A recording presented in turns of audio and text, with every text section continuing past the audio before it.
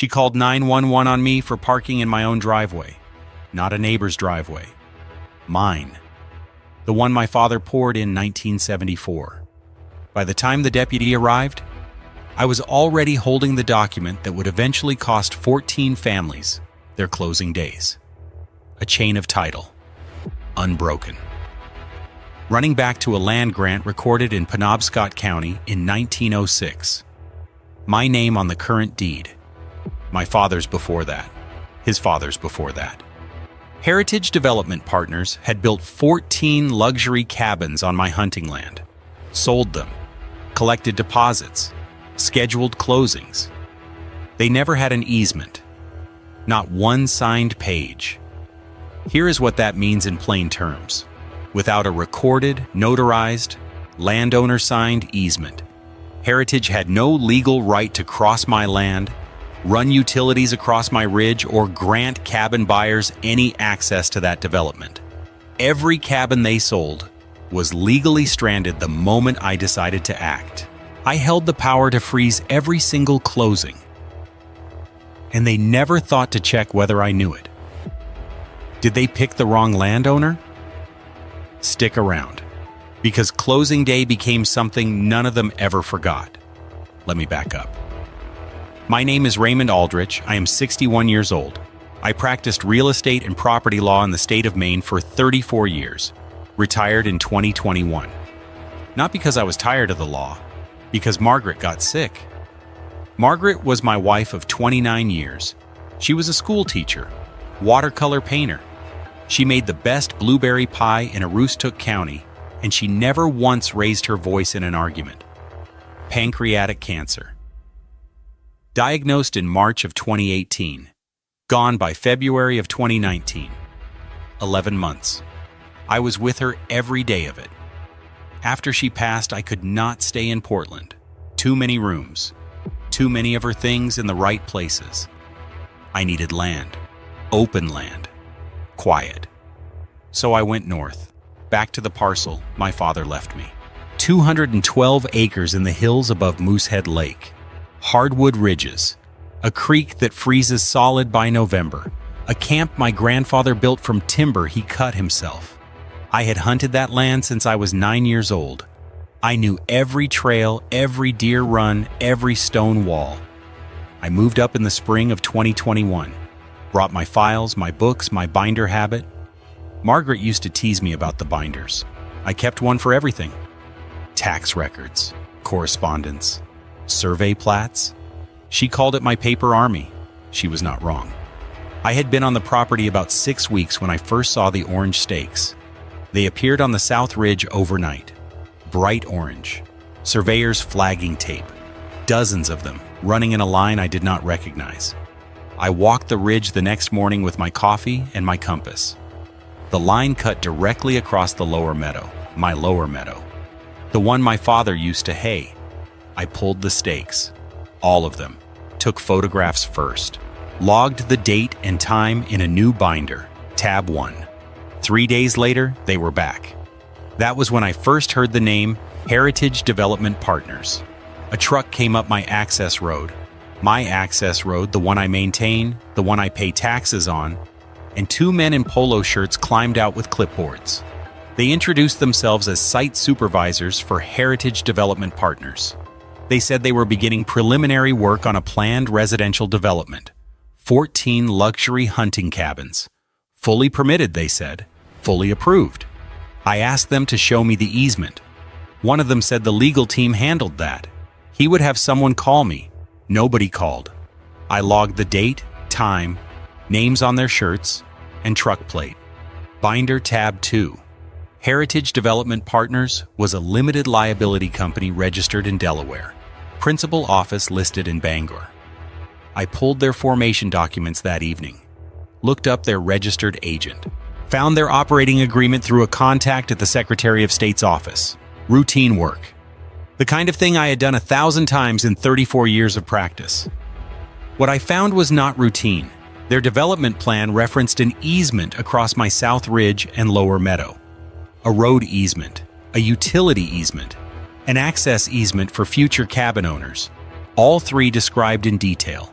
all three citing a recorded instrument number at the Penobscot County Registry of Deeds. I drove to the registry the next morning, found the instrument number, pulled the document. It was a draft, unsigned, never recorded. The instrument number had been assigned to a different document entirely.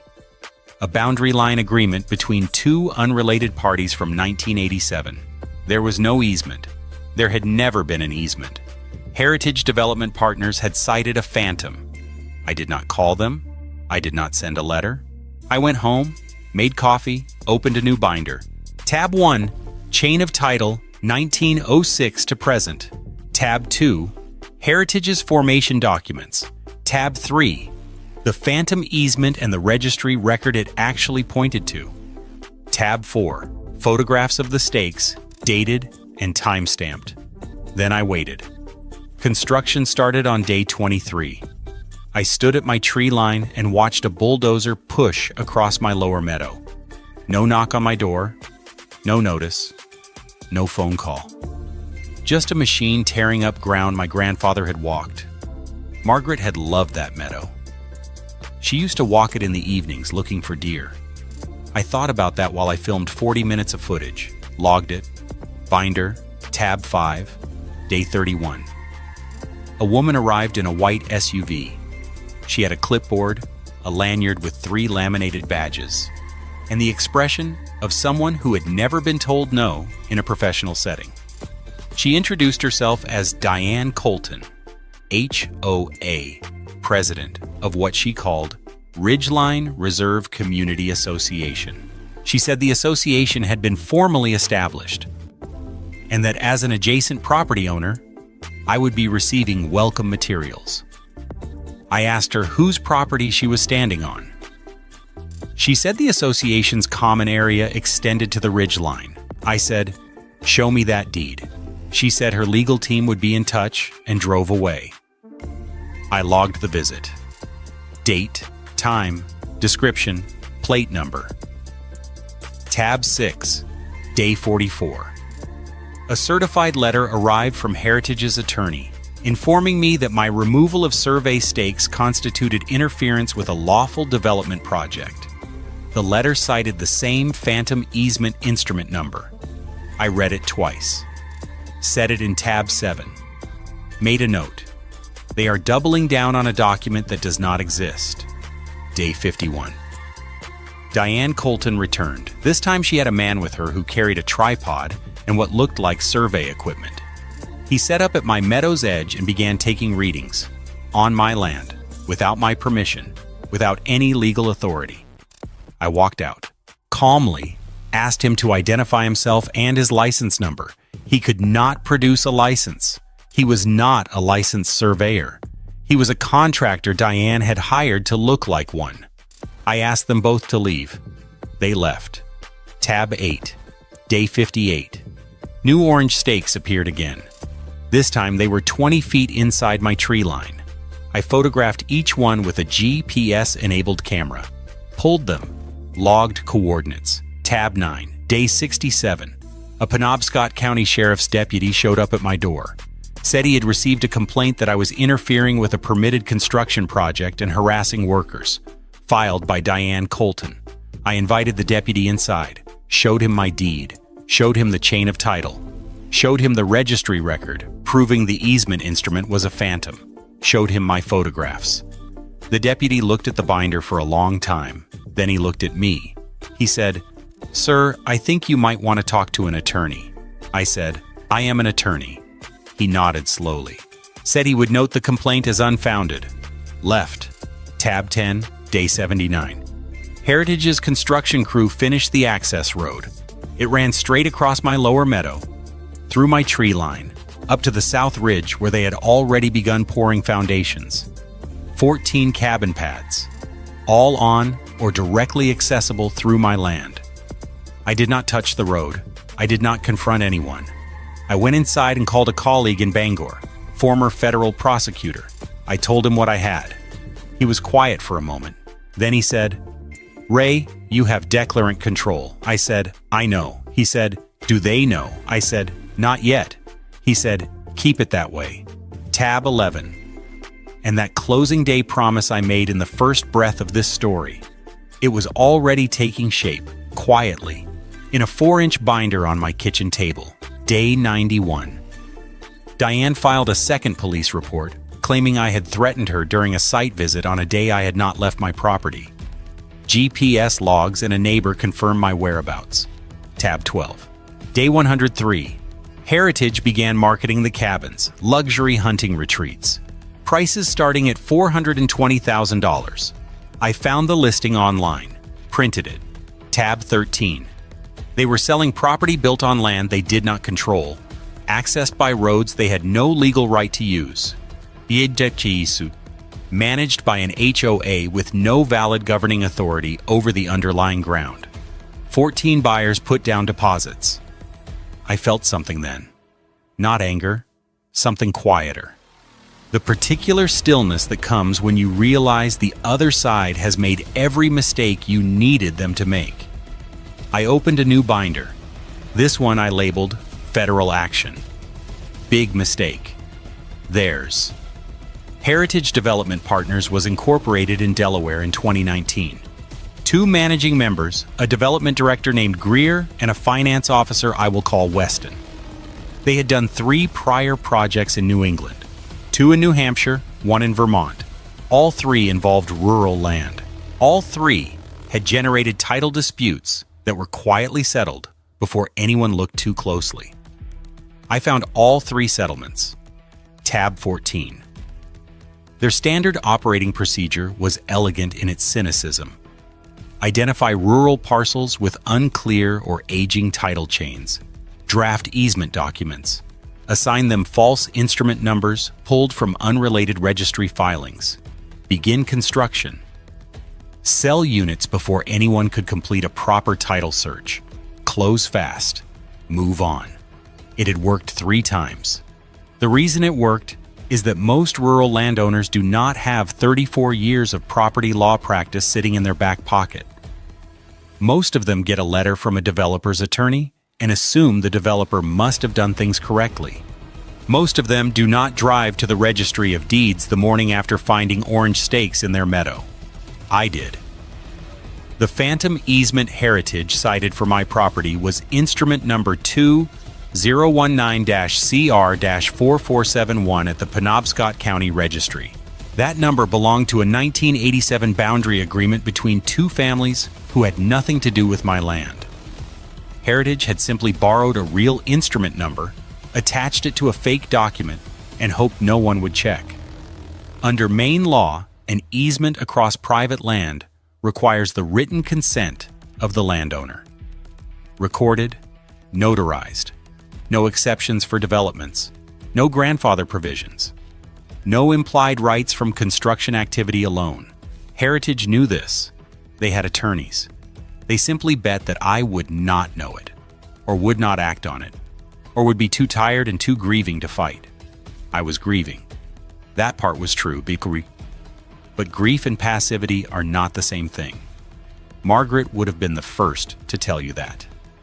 Day 38 of construction, Heritage initiated a prescriptive easement claim in Penobscot County Superior Court. They were arguing that their construction activity, combined with prior use of the land by unnamed parties, had established a prescriptive right of access. Prescriptive easement requires, at minimum, years of use, usually decades. Heritage had been on my land for 38 days. I read the complaint. 22 pages of creative fiction. Tab 15. 1 note in the margin. Premature by approximately 19 years and 11 months. Day 52.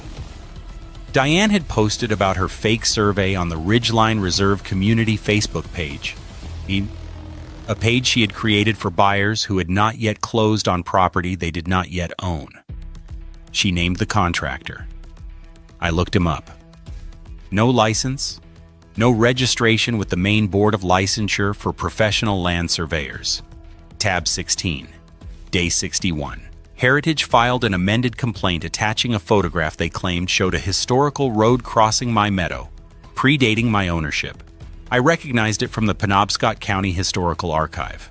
It showed a logging road on a completely different parcel. 2 miles east of my property. I pulled the archive record. Tab 17. Day 74. Heritage's attorney sent a settlement offer. $40,000 for a permanent easement. $40,000 for land they were selling 14 cabins on at $420,000 each. I did not respond. Day 83. New stakes appeared with Heritage's logo on metal tags. Photographed, pulled, GPS logged. Tab 18. Day 109. I contacted 4 title insurance underwriters. Quebec Valley Title, First Main Guarantee, Granite State Title, and Old Colony underwriters. I wrote each of them a formal letter, as a licensed Maine attorney, identifying myself, describing the chain of title, and noting that 14 pending sales in Ridgeline Reserve were dependent on easements that did not legally exist. I attached a copy of my deed, the full chain of title from 1906. The registry record showing what instrument 2019-CR-4471 actually pointed to, a 1987 boundary agreement with no connection to my land, the court filing showing Heritage's prescriptive easement claim and its filing date of 38 days after construction began. Certified mail. Return receipt requested. Tab 20. Then I called my colleague in Bangor. It was time to file. We filed a federal civil action in the United States District Court for the District of Maine. Trespass, fraud, slander of title, civil conspiracy, and RICO, based on the pattern of conduct across all 4 Heritage projects. Total damages claimed, $1.2 million. Tab 21. Heritage's attorney called the next morning, said I was making a serious mistake, said Heritage had resources and would litigate aggressively. I said, I have 34 years of property law experience and a chain of title dating to 1906. I said, I will see you in court. He hung up. Tab 22. Now I want to tell you about Diane Colton specifically, because Heritage Development Partners was the mechanism, but Diane was the engine. She was 54 years old, former property manager for a commercial real estate firm in Bangor. Heritage had brought her in as HOA president before a single cabin was sold. Her role in their business model was twofold. She was the community face that buyers saw at sales presentations, and she was running a short-term rental licensing scheme on the side, collecting administrative fees from buyers for rental permits that the HOA had no legal authority to issue, on land the HOA had no legal jurisdiction over. She had pre-sold rental management contracts to 11 of the 14 buyers at $3,000 each. She arrived on day 31 carrying a clipboard, a leather portfolio embossed with the Ridgeline Reserve logo, and 3 laminated badges on a lanyard. 3 for one person. At a construction site in the Maine woods. She had the energy of someone who had confused administrative authority with actual authority. She had memorized Heritage's talking points the way a flight attendant memorizes the safety card. Confident, smooth, completely disconnected from the underlying legal reality. She expected me to back down. Day 44. The same day Heritage's attorney sent their certified letter, Diane sent me a separate letter on Ridgeline Reserve Community Association letterhead. It assessed me a fine of $250 for, quote, interference with common area maintenance operations. I was not a member of the HOA. I had never signed a covenant. My land was not subject to any HOA jurisdiction. The fine was legally meaningless. Tab 7A, Day 55, a second fine, $500, for, quote, unauthorized alteration of community survey markers, the stakes I had pulled from my own land. Tab 7B, Day 63. Diane posted on the Ridgeline Reserve Facebook page that, quote, a neighboring property owner has been actively attempting to sabotage our community. She did not use my name that time, but the post had enough detail that any buyer doing research would find it. Tab 19A, Day 71. A third fine, $750. For, quote, creating a hostile environment for community residents and contractors, The fines were escalating on a pattern: $250, $500, $750. None had any legal basis. Cumulative total, $1,500 in fabricated debt. Tab 7C, day 78. A man I did not recognize drove slowly past my camp twice in one evening. Same truck, same slow pace. I got the plate. The truck was registered to a company sharing a mailing address with Heritage's Bangor office. Tab 28, day 84.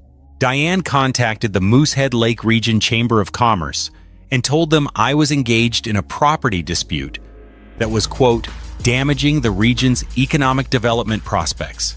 She sent a similar letter to the Penobscot County Planning Office. Both letters described me as a, quote, litigious retiree with a history of obstruction.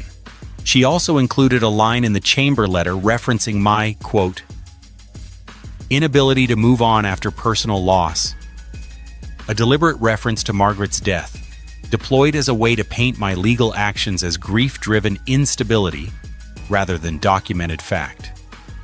I obtained copies of both letters through public records requests. Tabs 20B and 20C, day 91. The second false police report. I had not left my property that day. GPS data confirmed it. My neighbor confirmed it. All of it went to tab 20D, day 97. The Facebook post naming me directly. Tab 19. On that same day, I received a phone call from one of the 14 cabin buyers, a man from Massachusetts who had seen Diane's post. He asked me directly, "Is there a title problem with this property?" I told him the truth. I told him there was an active federal lawsuit. I told him there was no recorded easement. I told him he should speak to his own attorney before proceeding to closing. He called his attorney. His attorney called the title company. The title company called KBEC Valley. That call accelerated the underwriter's review by approximately 3 weeks. Tab 25. From the outside, it probably looked like I was losing. Fines accumulating. Police reports filed against me. Defamatory posts on social media. A prescriptive easement lawsuit in county court. A federal action that would take months to resolve. I did not respond to the fines. I did not issue public statements. I did not post on social media. I did not call local press. I did not confront Diane at community events. I let them believe they were winning. Because the longer they believed they were winning, the more they did. Every fake fine was a document. Every false police report was a document. Every defamatory post was a document. Every fake survey stake was a GPS-logged trespass record. They were building my case for me, and they did not know it. My former prosecutor colleague called it feeding the machine. Let the other side generate the evidence. Stay quiet. Stay documented. Stay patient. Margaret would have called it something simpler. She would have said, "Ray, let them talk. I let them talk. Now, the underwriters." The 4 I contacted were not random. Quebec Valley Title was the firm Heritage had used on their 2 New Hampshire projects. First Main Guarantee was the largest title insurer operating in Penobscot County. Granite State Title had underwritten the Vermont project. Old Colony underwriters had been retained directly by 2 of the 14 Ridgeline Reserve buyers. Each letter was 6 pages, single-spaced. It began with my credentials: 34 years of Maine property law practice, bar number, former member of the Maine Real Estate Commission Advisory Panel. Not a disgruntled neighbor. A licensed attorney with standing to communicate on a title matter. Then the facts. The chain of title from 1906. The current deed. The registry record proving what instrument 2019-CR-4471 actually was. The federal complaint.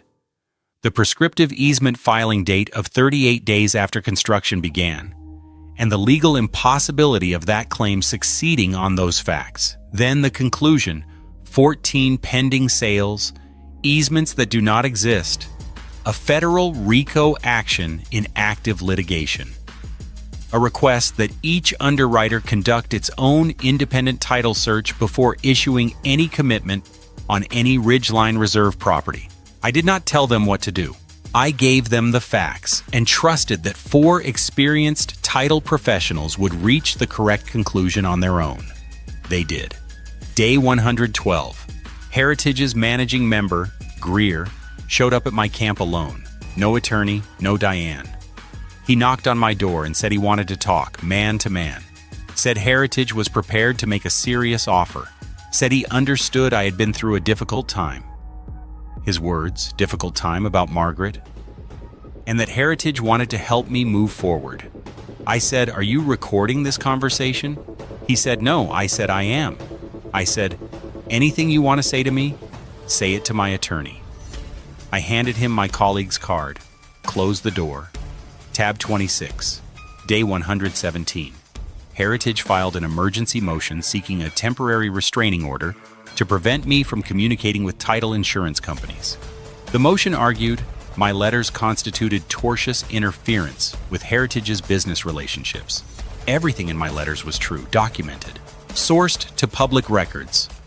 You cannot tortiously interfere with a business relationship by telling the truth. The court denied the motion in 4 days. The order was 2 paragraphs. The judge wrote, in relevant part, "The defendant has demonstrated that the communications at issue were truthful statements of fact supported by public record. No restraint is warranted." Tab 27, Day 121. KBEC Valley Title declined to issue a title commitment on any Ridgeline Reserve property pending resolution of the federal litigation and confirmation of valid recorded easements. Day 124. First Main Guarantee. Same conclusion. Day 128. Granite State Title declined and referred the matter to their fraud review unit based on the discrepancy between Heritage's cited instrument number and the actual registry record. Day 131. Old Colony underwriters declined and notified the 2 buyers they were working with directly that there was an unresolved title defect and that those buyers should consult independent counsel before proceeding. 4 letters. 4 declines. 14 sales frozen. No clear title. No insurable interest. No path to closing. Heritage's closing schedule collapsed. Construction loan coming due. No path to closing on a single unit. Greer called my colleague twice. Heritage wanted to settle. Big numbers. I said, not yet. Because Diane had announced a community grand opening, Day 134. She had invited the Bangor Daily News, a regional real estate magazine, a television crew from WABI-TV5 in Bangor, and local planning officials. Heritage's managing members would be there. Buyers who had put down deposits would be there. She had planned it as a ribbon cutting in the Ridgeline Reserve Clubhouse, a timber frame building at the base of the South Ridge, with Heritage's logo on a banner above the entrance doors and a catered spread of coffee and pastries on folding tables along the back wall. She had planned it as a celebration. I marked the date. New binder, tab 1, day 134. I arrived at the Ridgeline Reserve Clubhouse at 11:40. I was technically invited. Diane had sent a letter to all adjacent property owners. I brought my colleague. I brought a process server. I brought printed copies of the federal complaint, the registry records, the chain of title, and all 4 underwriter declination letters. Diane was at the podium when I walked in. She saw me. Her expression did not change. She was good at that. She began her presentation, talked about Ridgeline Reserve's vision, talked about the 14 cabins and their buyers and the bright future of the development. Then she said something I had been waiting for. She said, quote, "All title and legal matters have been fully resolved, and buyers can proceed to closing with complete confidence." That was a material misrepresentation made publicly, in front of press, in front of buyers who had paid deposits based on that representation. I stood up. I identified myself. Name: former Maine bar member, 34 years of practice. Current plaintiff in a federal civil action against Heritage Development Partners. I said, the title matters have not been resolved. I said 4 title insurance underwriters have declined to insure these properties. I said there is no recorded easement across my land. I said no buyer in this room can close on a Ridgeline Reserve cabin until this litigation concludes. I handed copies of the underwriter declination letters to the Bangor Daily News reporter. I handed copies of the federal complaint to the WABI-TV 5 crew. The process server stepped forward and served Heritage's managing members with amended federal pleadings. In the room, in front of the cameras, 2 Penobscot County Sheriff's deputies who had been briefed in advance on the false police report, documentation, and the defamation evidence, entered the clubhouse and approached Diane Colton. She was charged that day with filing a false police report and criminal defamation under Maine statute. The deputies asked her to step outside. She was still holding her clipboard when they walked her out. The cameras got all of it. The Bangor Daily News ran the story the next morning. Front page of the business section. The headline used the phrase, "Phantom Easements." The television piece ran that evening on WABI-TV 5. Heritage's construction loan lender saw the coverage, called their risk team, issued a default notice on Heritage's loan within 72 hours of the broadcast. Greer was removed as managing member by Heritage's own board of investors the following week. The investors had seen the federal complaint. They had seen the underwriter declinations. They had seen enough. He was removed at a press conference Heritage's own PR firm had scheduled to announce a, quote, path forward for Ridgeline Reserve. He was mid-sentence when the board's attorney handed him the removal notice. The cameras got that too. 14 cabins, 4 underwriters, 1 chain of title dating to 1906. The paper army won. The aftermath was not dramatic. It was methodical, which is exactly how I wanted it. Heritage Development Partners surrendered their main contractor's license within 60 days of the federal action proceeding to summary judgment. The United States Attorney's Office brought charges on 3 counts: wire fraud, conspiracy to commit title fraud, and the use of fraudulent instruments in interstate commerce. The company's 2 principal officers accepted plea agreements. Combined restitution to defrauded buyers totaled just over $2.3 million. Neither man will hold a contractor's license in Maine, New Hampshire, or Vermont again. Diane Colton was charged separately with filing a false police report, criminal defamation, and operating an unlicensed rental management scheme. She received a suspended sentence, 2 years of supervised probation, and a permanent bar from serving as an officer of any homeowners association in the state of Maine. The Ridgeline Reserve HOA board voted no confidence in her before her sentencing date. Then they voted to dissolve the HOA entirely. The vote was unanimous. The 4 underwriters settled civil claims out of court. The buyers were made whole, every one of them. The 212 acres came back to me clean. No liens, no encumbrances, no phantom easements, just hardwood ridge and creek bottom, and the deed my father recorded decades before any of this began. I kept the land. The following November, I opened the south gate and invited every neighboring family who had been caught in the middle of this, the ones who had received Diane's letters, who had been pressured to sign her petitions, who had just wanted to live quietly near the ridge. I invited them all to the first annual harvest hunt and gathering on my property. We had a bonfire by the creek. Somebody brought a cast iron pot of venison chili. A man named Gerald, who owned the parcel east of mine, brought a fiddle and played until well past dark. We have done it every year since. It has gotten bigger. Last year, 41 people came. I established the Margaret Aldrich Land Trust, the spring after the federal action concluded, named for my wife. Its purpose is narrow and specific: to fund title research and legal representation for rural landowners in Maine who cannot afford to defend their deeds against fraudulent claims. We have helped 9 families. We have protected just under 700 acres of family land.